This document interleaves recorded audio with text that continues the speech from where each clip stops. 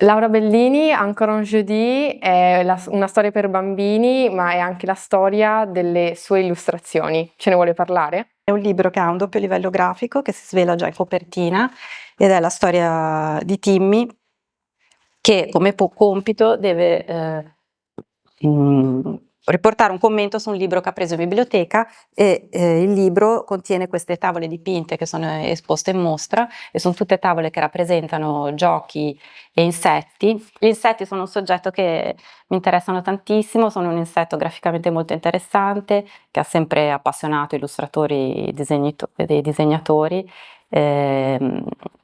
probabilmente per la loro identità apparentemente nascosta, ma in realtà se ci si sofferma ad osservarli si può notare tutta la loro bellezza, la loro intelligenza, piccole sfumature e piccoli dettagli che spero di essere riuscita a rendere anche nel mio lavoro.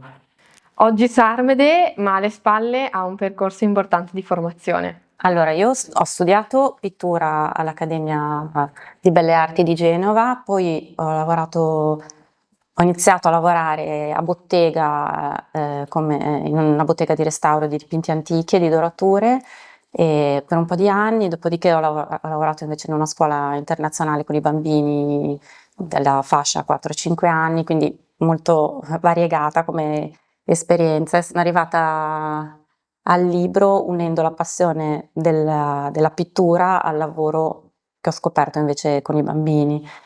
Qui a Sarvede la sua esperienza si declinerà anche con il laboratorio. Farò diversi tipi di laboratori, il laboratorio più complesso, nel senso più articolato, sarà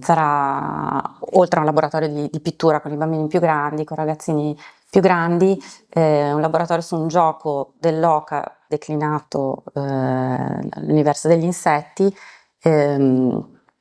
in cui ci saranno tantissime caselle speciali, lo renderò molto molto movimentato, i bambini disegneranno, potranno organizzare il loro gioco dell'oca disegnando insetti, collage, e poi ci sarà anche un aspetto dedicato all'attenzione sul